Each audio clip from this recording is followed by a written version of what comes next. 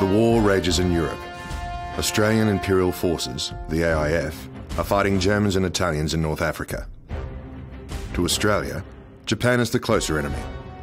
Japan is preparing for military aggression in the southwest Pacific region. The Curtin Labor government undertake a rapid expansion of Australia's volunteer militia army. These forces are prepared for the defence of the Australian mainland and the territories of Papua and New Guinea. On the 7th of December 1941, Japan swoops viciously upon Southeast Asia and the Pacific Ocean. America's naval fleet is all but annihilated at Pearl Harbor. Commonwealth forces are overrun in Malaya, and the Japanese have captured the island of Rabaul, north of the New Guinea mainland. From there, the Japanese commence air raids on Port Moresby. New Guinea is now firmly under Japanese attack. 15th of February, Singapore falls to the Japanese. The Australian 8th Division, sent to reinforce Singapore, are now in Japanese prisoner of war camps. February 19, 1942. What Australia fears most happens. Japan bombs Darwin. Curtin recalls 2 divisions of Australian soldiers from the Middle East, but Australia's troops are still under British command, and Britain's formidable Prime Minister Winston Churchill wants the soldiers sent to Burma. A bitter argument erupts and Curtin is branded a traitor, but Curtin stands firm. Prime Minister Curtin turns to President Roosevelt and the United States for help. General MacArthur assumes command of Australian forces and establishes General Headquarters, Southwest Pacific Area in Melbourne. MacArthur and General Blamey expect air raids against the east coast of Australia and landing attempts at Port Moresby. The Battle of the Coral Sea results in the failure of a Japanese seaborne assault on Port Moresby.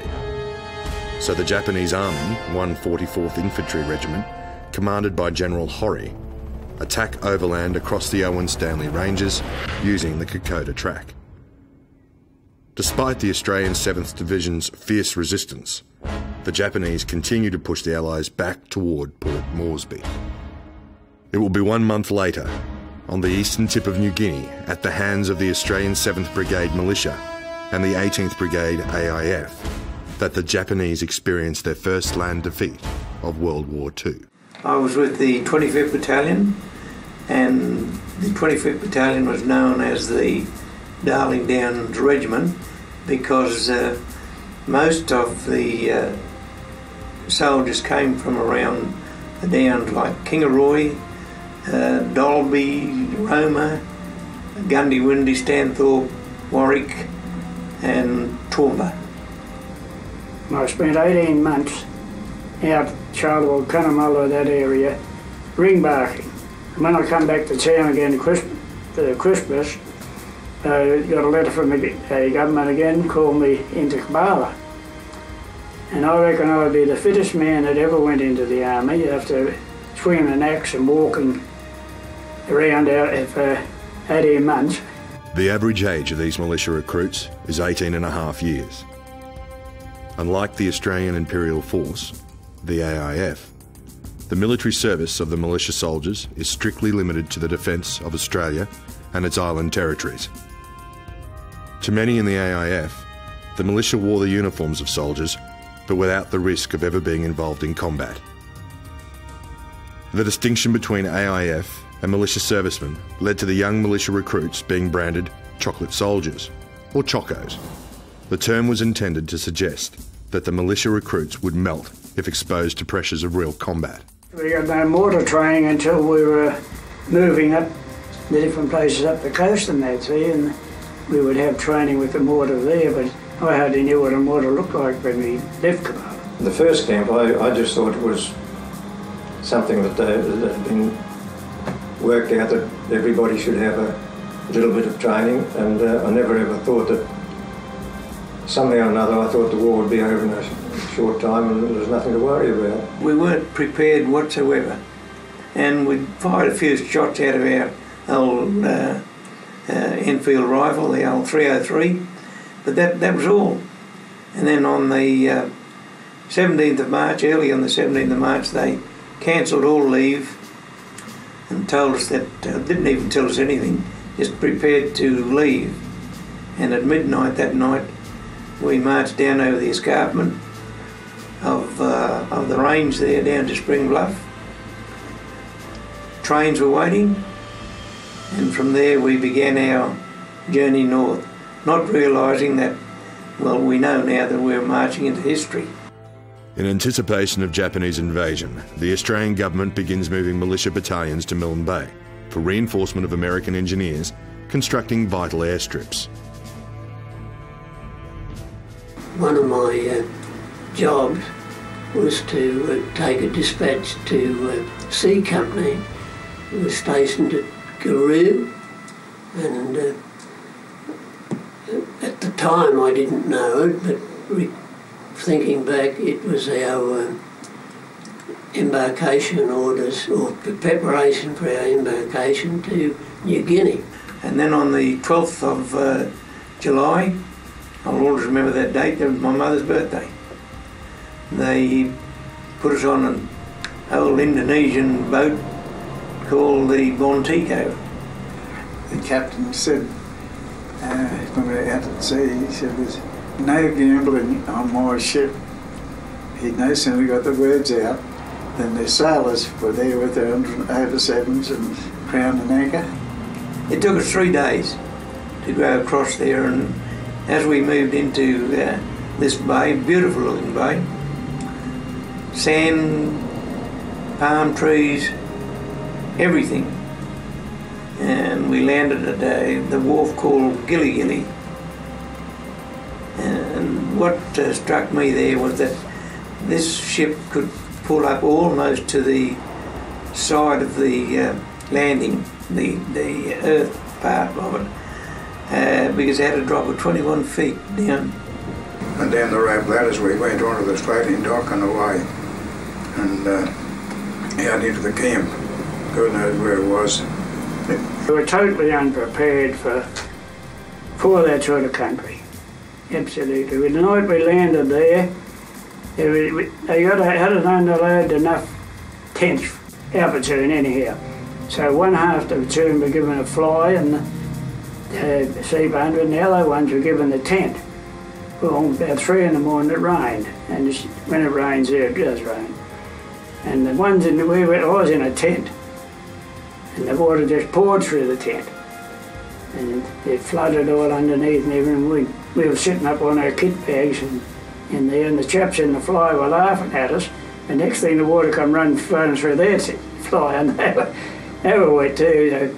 So this was our introduction to them, and the mosquitoes were our introduction to them. We were still in our khakis, still in shorts, and the first night we camped under the coconut trees, and we had one of our mates killed by a coconut falling on his head. The Milne Bay area is 100% malarial, and many soldiers are infected. However, the soldiers are immediately put to work as labourers, unloading ships, constructing roads, buildings and airstrips. There was already some American engineers there, and their main task was to build an airstrip. I think it was the 50th Battalion, or a company of them from Port Moresby, had been sent there as guards.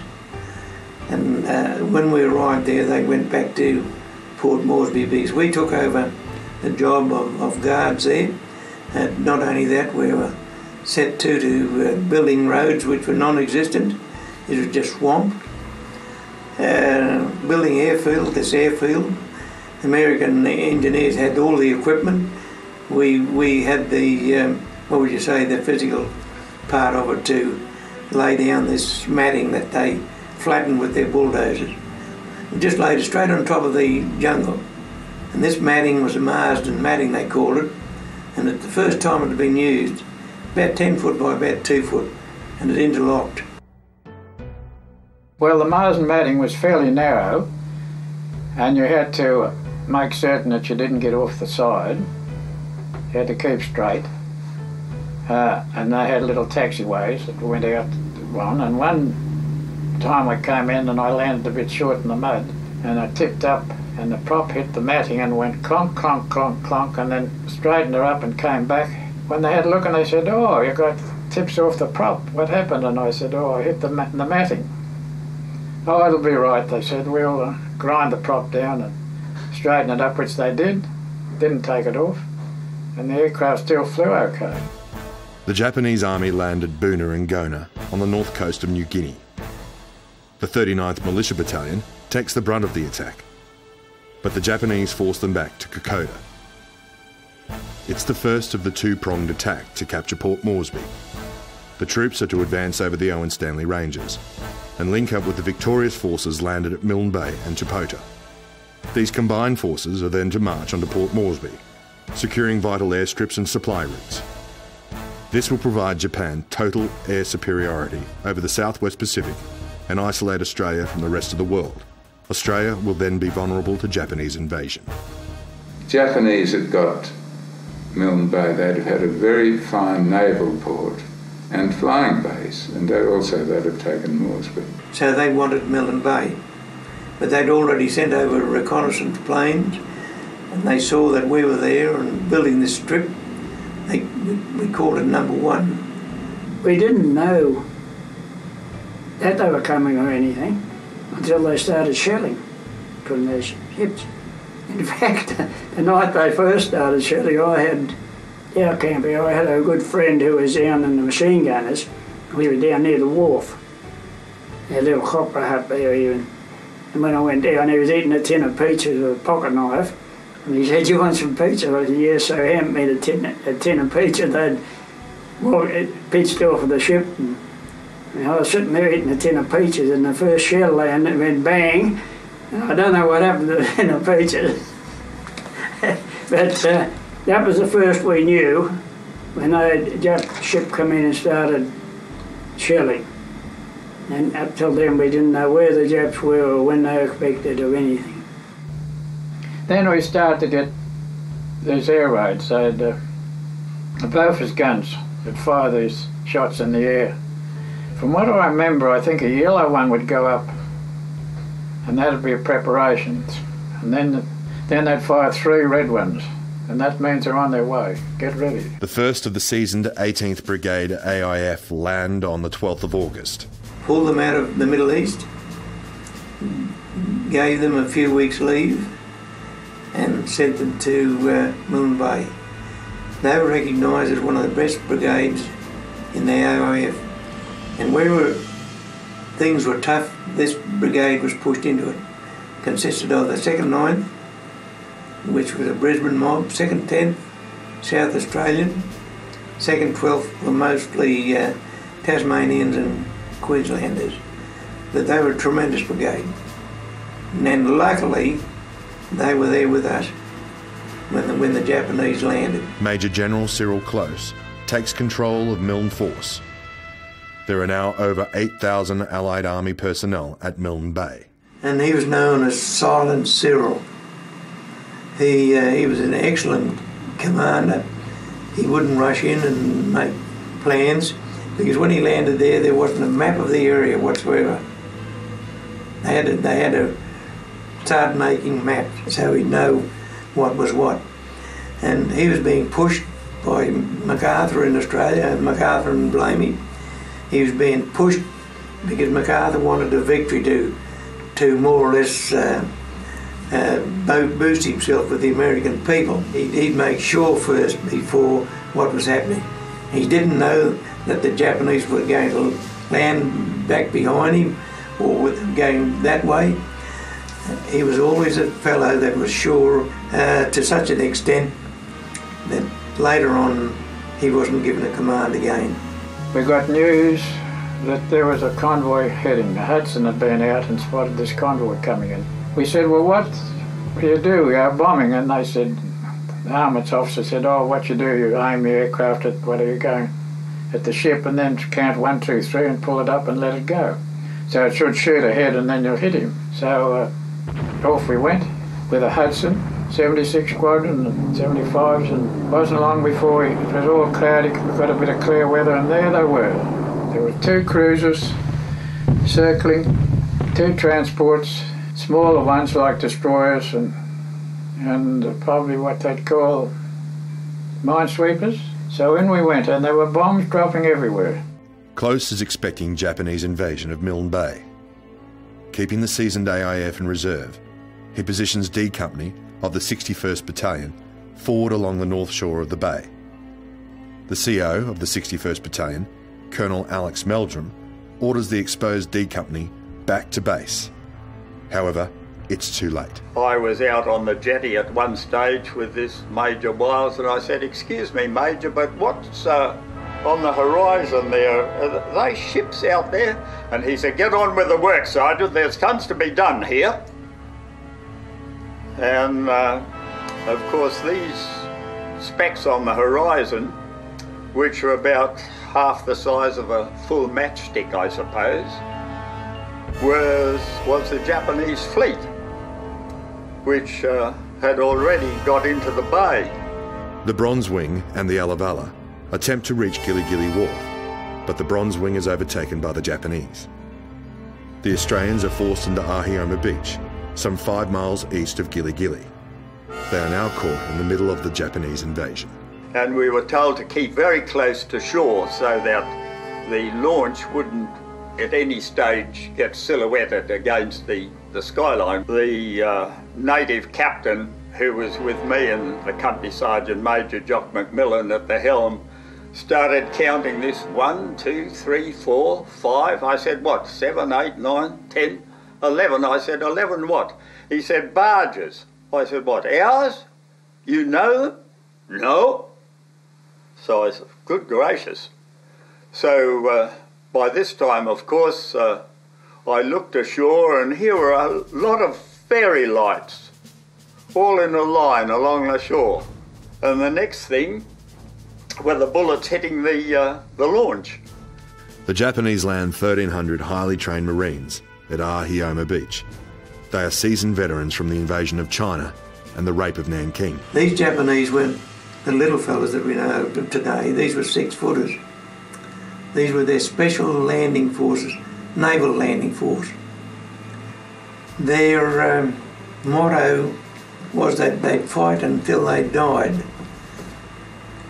That was what they were like. They were fanatical. And it didn't mean, death didn't mean a thing to them. And how do you counteract that? Jock McMillan was killed and found tied to a coconut tree with multiple bayonet wounds all through him. They'd used him for bayonet practice, tied to this coconut tree. So I'm very lucky, aren't I? The Japanese, realising they've landed at Ahioma rather than Gilly Gilly, capture local villages and force them to act as guides. That night, the Japs landed, and the next morning we were up very early and got stuck into all their stores and everything that they'd had on the landing part. There was a lot of stuff they had, looked like 44-gallon drums of fuel and stores and ammunition, and everything was going up in smoke. And then came back. From then on, we were doing strafing every day. Early intelligence wrongly suggests that 5,000 Japanese have landed. Uncertain of Japanese intention, Major General Close decides to hold back the AIF troops for later counterattacks. He sends the inexperienced militiamen of the 61st and 25th Battalion to meet the Japanese invasion. On the morning of the 26th, under heavy Japanese naval fire, the first contact occurs with the 61st Battalion. Lieutenant Robinson's patrol of 14 men wait to ambush the Japanese near Cameron Springs. Private Wally Whitten, a forward sentry, is killed as Japanese approach. There's a fierce gunfight. About 100 Japanese soldiers attempt to encircle Robinson's men. Robinson falls back, but is alarmed to see 2 small Japanese tanks firing into the bush. Robinson's patrol manages to hold for a couple of hours. As the tanks were crossing a bridge, Lieutenant Robinson, who was a crack shot, he came from right out western Queensland. As the commander of the tank put his head up, Lieutenant Robinson was able to shoot him right through the head. In the meantime, our C Company had come up to KB Mission to support B Company. By dawn, Robinson's patrol has been forced back to form a new defensive position along the creek at KB Mission.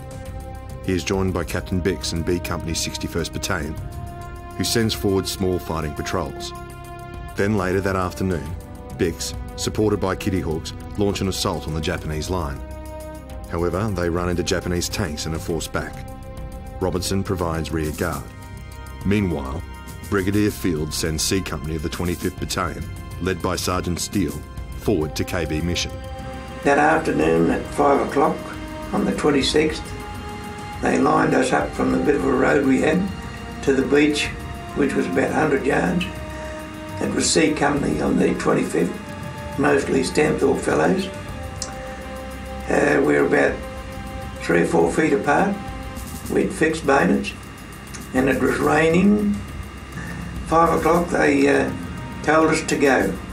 And here the Japanese are at KB Mission, moving up towards us, and here we are, moving down like this. You can imagine how we felt. We were only 19, 20, 21, 22, maybe a bit older. And our first experience. We had respirators at the alert, gas capes on our back because we were told that the Japanese could use gas. So we were prepared for that. And around about 10 o'clock that night we met. And we grew from a boy to a man in a matter of half an hour. Flashed through my mind at the time, well, the Japs opened up, and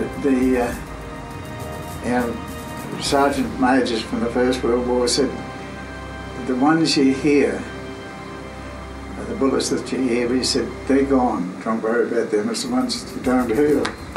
Well, I heard this crackle behind me. It seemed to be over my right shoulder. 2 people behind me, they propped and ran back to get behind a tree for cover. And it was that burst that went past me that killed them both. I saw a Jap arm come out of the kunai grass feather high, and he lobbed a grenade over. And I thought, he was coming straight over. And I thought, yeah, this is it. Anyway, it landed, and a big billow of blue smoke, a loud bang, and nothing. I was expecting to get shrapnel at my side. We found out later that their grenade wasn't anything like ours. Ours was a deadly weapon. In the meantime, Lieutenant Klingner's with the mortars. He was firing desperately at the Japanese, who were clustering around KB Mission at that stage. Anyway, whilst we're having this bit of a firefight, we hear this tremendous roaring noise from behind us, and these 3 or 4 Kitty Hawks come swooping down, all opened up at the one time. I think from memory they each had 8 machine guns, 4 on each wing, and they were strafing in front of us, and tops of trees were being cut off. The noise was, they frightened us as much as it did the Japs. I was lucky enough to crawl in behind this tree, and Joe Madden was his name. He was a corporal, and he was out in the open there firing, throwing grenades and everything like that. And he yelled out, he said, "What's your cover like, Jog?" I said, "Good." I said, "Plenty for you." So he started to crawl back, and he got within about 2 feet of me, and a grenade lobbed between us. But he copped most of it. On top of his leg, the shrapnel went right through, and he was put out of action. There was only a captain across the road of B Company. We didn't even know B Company was there, and this captain heard Joe yell out. He raced over and picked him up and put him on a Bren gun carrier that was on the road. But that left me Lance Corporal, didn't know a darn thing, in charge of about 8 or 9 men. The Bren gunner was right down on my right. He had 3 fingers shot off his hand, lost the Bren gun straight away. And well, that carried on for a good half hour or more. And then everything went quiet. And then the star shell from one of the ships was sent up, and it was just like you could sit back and read a book, no trouble at all. And I said to the boys there, I said, what's going on? Quiet. We'd hear the yabbering all around us, and I said I'd better go and find out what's going on. So I started to crawl back and found out that the Japanese were right in behind us. The Japanese again strike at the 61st. This time they use a flamethrower, but that is quickly put out by grenade. Lieutenant Tomlin's platoon, which was number 13, they had the full force of the Japanese coming towards them. Captain Bix and the 61st counterattack at KB Mission. Despite extra men and equipment being rushed forward, Bix eventually withdraws back to a new defensive line at Motii Creek, east of the Garma River. We were cut off, and on the way back I came across one of the mates had been shot through the stomach. He was dead. Couldn't do anything to him or with him. Went back to the other lads and said, well, what are we going to do now? Here we are, surrounded. I found out later on that the order to withdraw 500 yards were given and never ever got up to me. We were left there, and that was the first time we were missing belief killed. And the only way we got out is that we managed to have a little bit of an area there that we could crawl out into the sea. And that's how we got back to our own men who had withdrawn 500 yards. And then we nearly got shot by them because they were told that anything moved in the front were Japanese. And the only thing that saved us was our steel helmets. The battle lasts all night. The 61st Battalion is ordered back to base area. We saw the mate tied to a tree. All his fingers cut off by his thumbs, tied with thick wire. And you could imagine how we felt when we saw that. We swore and declared that we would not take a prisoner. Close sends the 2nd 10th Battalion AIF forward to relieve the 61st and the 25th near KB Mission. Reports suggest that the Japanese tanks have been disabled, so a decision is made to leave anti-tank rifles at headquarters. However, the Japanese tanks are well hidden in the jungle. The pilots suspect the tanks are still in action, so Commanding Officer of 76th Squadron, Squadron Leader Peter Turnbull, a veteran of the Middle East, decides to find these tanks and put them out of action, once and for all. At 5 o'clock that evening, Turnbull and Flight Lieutenant Ron Kerville sight Japanese tanks. Well, Peter, I think, sort of went in to strafe these two tanks like we'd all strafed them. Maybe he was an earlier strafer.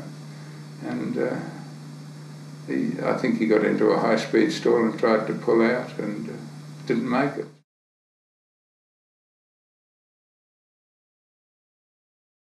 At dusk, struggling in knee-deep mud and rain, the 2nd 10th reached Captain Bix's forward position near KB Mission.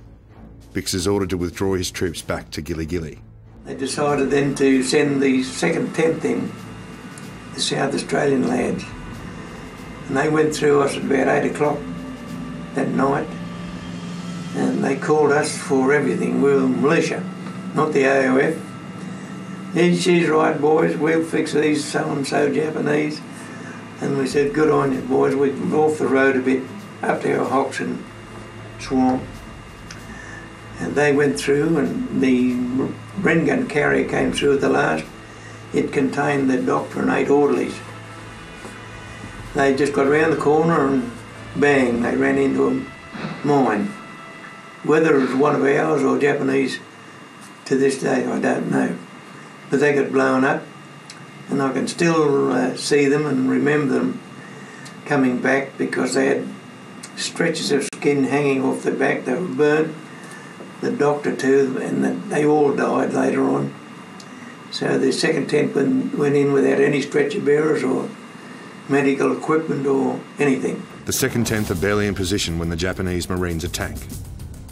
Desperate fighting ensues. The humid conditions render the Australian anti-tank sticky bombs useless. Some of the fellows went forward to the tanks to put the sticky bombs on, but the sticky bombs didn't hold, did they? So that was most unfortunate.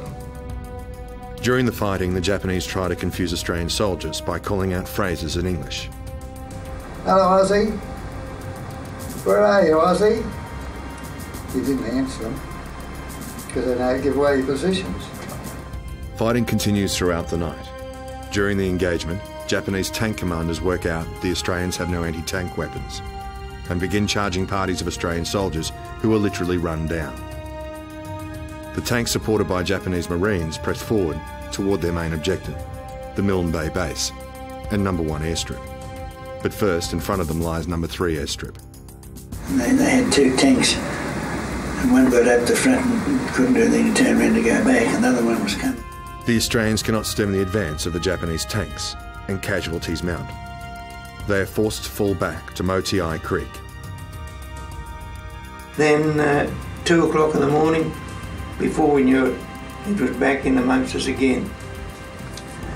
And we were that much of a mess that along this bit of a track and in the jungle there'd be groups of Japanese, groups of 2nd, 10th Japanese. We didn't know who we were shooting or anything like that. So we said it's about time we went back. The Japanese continue their relentless advance toward number 3 strip. The 2nd 10th again try to hold a line, this time at the Gama River, but are split up by the Japanese. Confused, the Australians continue to fight. In their various small groups, they attempt to get back to number 3 strip. From then on it was continuous conditions, crook conditions, and we were getting tired of the flying, and all of a sudden it came through that the Japs were pushing the army back. The battered 2nd 10th is no longer a serious fighting force, with 43 killed, 26 wounded and several groups missing. The 2nd 10th were withdrawing to our lines at number 3 strip. We were also told to withdraw. Those on the Gama River, there was 2 platoons of A Company and C Company and also B Company. We were all told to withdraw because we'd been fighting throughout the night. Slightly west of the Gama River, the 25th Battalion tries to hold a line but are forced back toward number 3 strip. And we started to go back, and our regimental sergeant major came out of the bushes somewhere. He had 2 revolvers. Where he got the other one from I don't know, but he only had 1 to start with, but he's got 2. And he said, "Where are you so-and-so fellas going?" We said, "We're going back." He said, "No, you're not." And this is where they half completed this number 3 strip. They're getting ready for bombers to land. And when the Japanese landed there, their objective was number 1 strip. That was what they wanted. That was their objective. Sergeant Steele's C Company 25th Battalion retreats to an area near number 3 strip, where earlier he cleared a field of fire. Here is this half-completed strip. Trees, stumps about that high, and all overgrown. And they'd start to cut bays, like where they put the planes in when they came to land. And he put us in there, about 8 in a line. Must have been about 4 lines of us. And then when the Japanese came up there, they swung right into us. And it was on again. The relentless Kitty Hawk patrols strafed the area, forcing the Japanese to take cover during the daylight hours. And in the morning we sort of bombed up and lots of ammunition, and we strafed the hell out of them. This allows the Allied forces to regroup and reinforce number 3 strip. However, later in the day, Major General Close, knowing the Japanese are within striking distance of number 3 strip and fearing an attack that night, orders the Kitty Hawks to the safety of Port Moresby. We got back to our company, and this is where the Air Force was ordered to return to Port Moresby.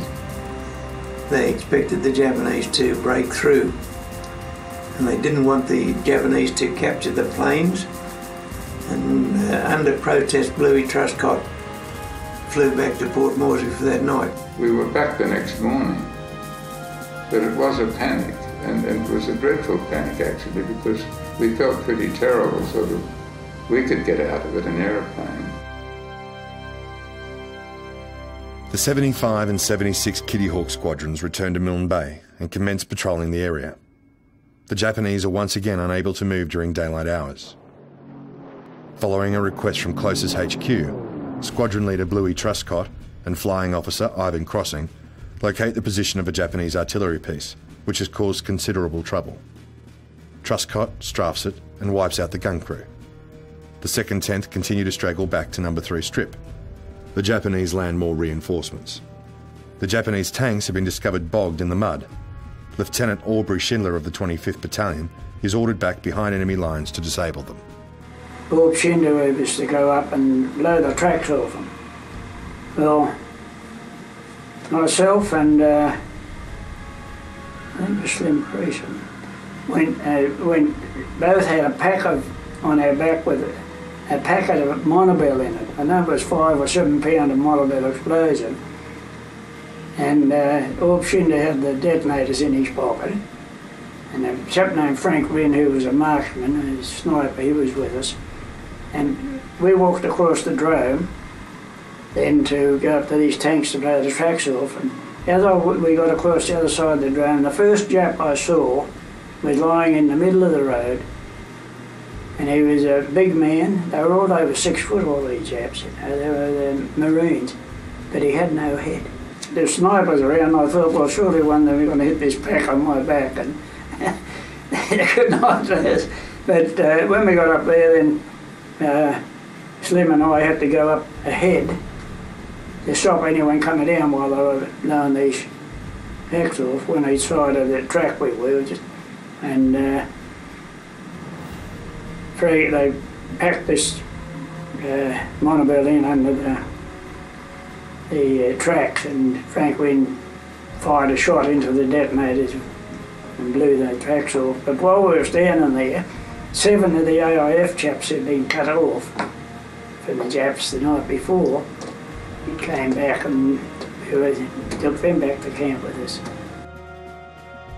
Just after daylight on the 30th, Captain Bix and Lieutenant Robinson of the 61st Battalion, along with 4 men, undertake a dangerous reconnaissance mission behind enemy lines towards KB Mission. What they find shocks them. Captain Bix recalls. We found several of my battalion men who were in shorts. Their features no longer recognisable. Their hands were tied behind their backs. Arms had been broken by gunshot wounds and they'd been bayoneted. The Japanese move into the area near the Garma River, and later that night moved toward attacking positions at number 3 strip.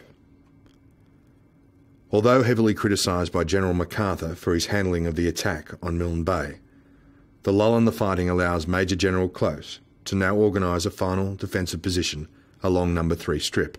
Number 3 strip runs roughly north from the bay to the foot of the Owen Stanley Ranges. It is 2,000 yards long and averages 100 yards wide. We had a colossal force behind number 3 strip because we had also the 18th Brigade behind us. The 18th Brigade had been kept in reserve because General Clowes wasn't really certain where the Japanese would land next. The 25th Battalion were all lining number 3 strip, and they had around about, well, we'd say 600 or so. With them was the 43rd Engineers. I should imagine we would have anything up to around about 15 Vickers machine guns, possibly around about 30 or so Bren guns, as well as our mortars going over, as well as our the 25th Battalion mortars and also the 61st Battalion mortars, plus the artillery going over, and also the 75, 76 Squadron blasting them as well. So I felt pretty good. Yes, I felt pretty good, really. The Allies have a broad and clear field of fire, confined at one end by steep hills and the other by the water of the bay. A barbed wire fence runs down the middle of the strip, and mines have been laid along the eastern edge. On the northern edge of number 3 strip, on the higher ground of Stevens Ridge, are positioned 2 platoons of A Company under Captain Garland, B Company under Captain Biggs, and D Company under Captain Davidson of the 61st Battalion. We had about 3 companies of the 61st Battalion there, so we felt quite happy that the Japanese would be would be defeated. Extra reinforcements along the western side of the strip include American units, the 43rd and 46th Engineers, and the 709 Anti-Aircraft Battery. At dusk, the Kitty Hawks are again ordered back to Port Moresby. Bluey Truscott was ordered back again. He refused to go because he said, what would the fellas up in the front think of us leaving them? Because he never had any thought about the Japanese capturing the planes, but that's what he was like. He refused to go back. So they stayed there. And that was the night that finally the Japanese had met their match.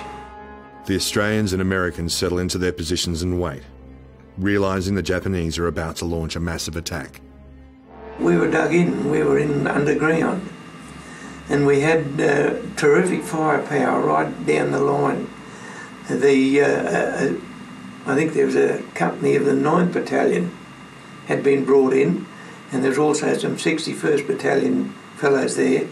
Early the following morning, the Japanese charged number 3 strip. Blew the bugles and made a lot of noise, and we're going to charge across the drome, apparently in a body. They didn't spread out along the drome or anything. And then the second time when they come back, the second night, they done the same thing. If they wanted to get close to us, they had to come across their strip, which was open, of course, but a quagmire.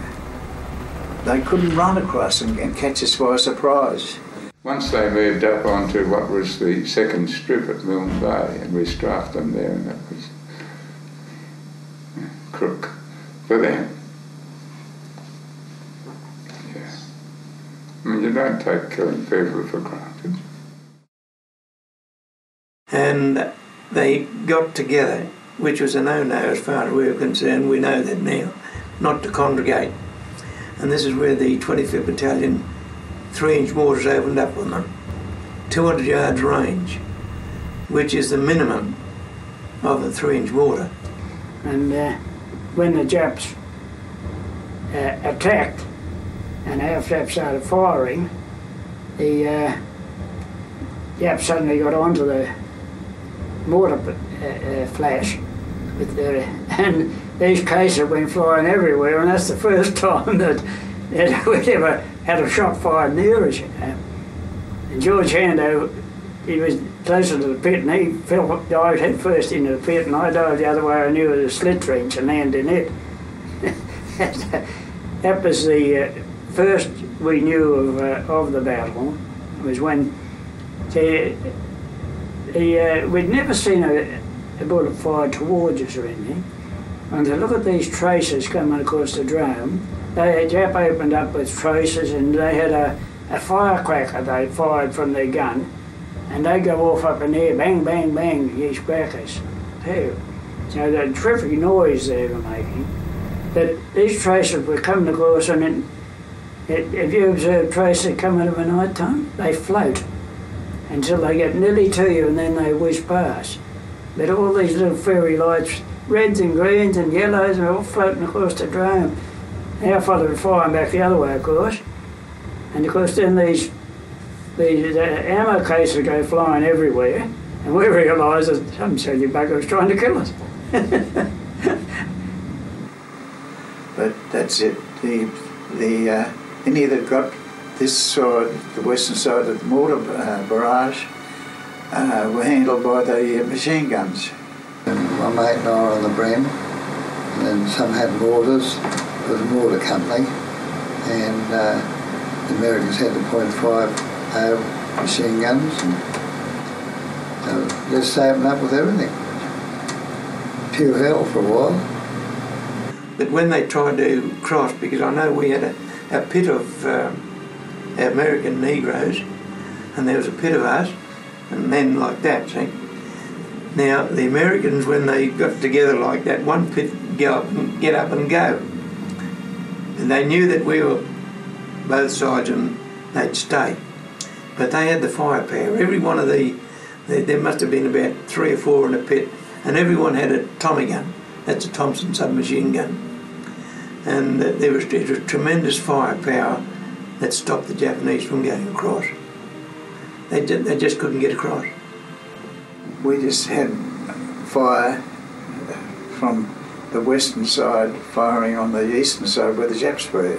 It's a history that Colonel Miles picked where they were going to form up, and he concentrated the mortars he had under his command. I think he had ours, and I wouldn't be a bit surprised if records don't show that he had some of the 61st. It was very accurate fire.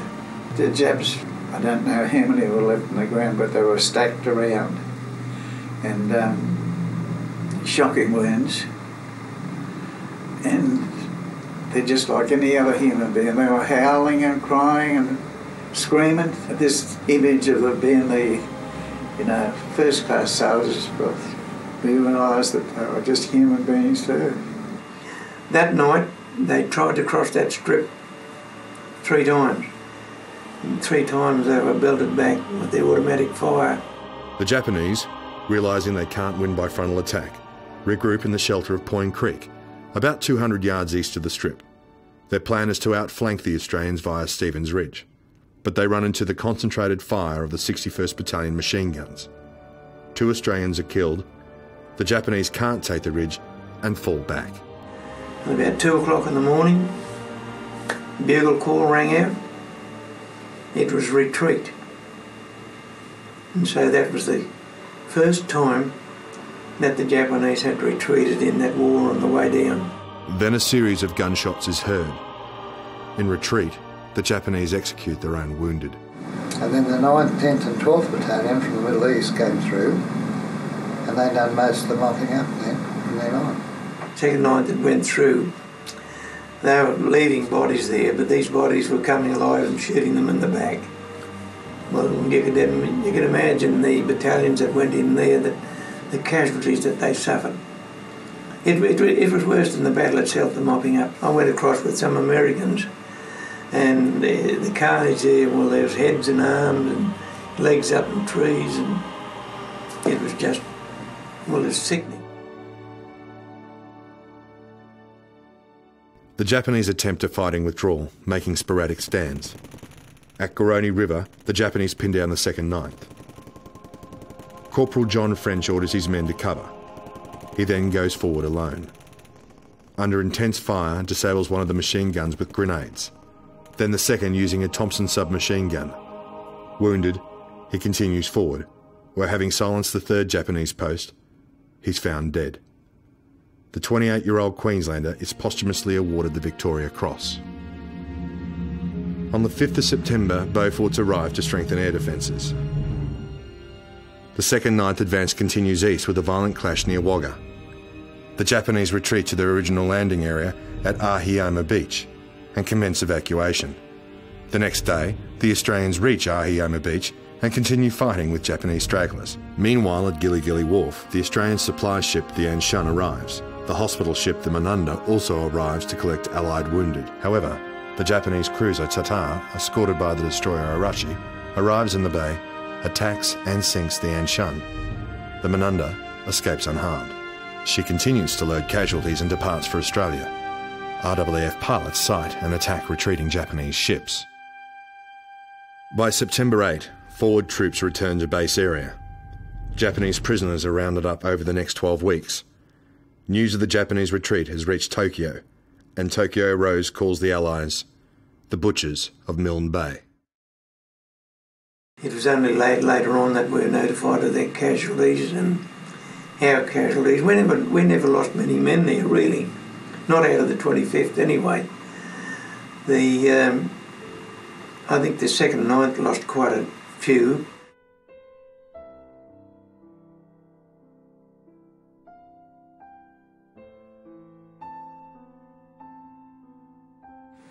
And when it was over, we were allowed to send a telegram home saying resting after 11 days. We'd had 11 days straight. The Milne Bay thing was an all-Australian affair with the Army and the 2 squadrons, and it was quite something to have been part of. But there's an interesting thing about Milne Bay. There's lots of firsts happened there. It was the first time that the Marsden matting had been used, It was the first time that the militia and the RAF had fought together. It was the first time that the three services had fought together. And it was the first defeat of the Japanese.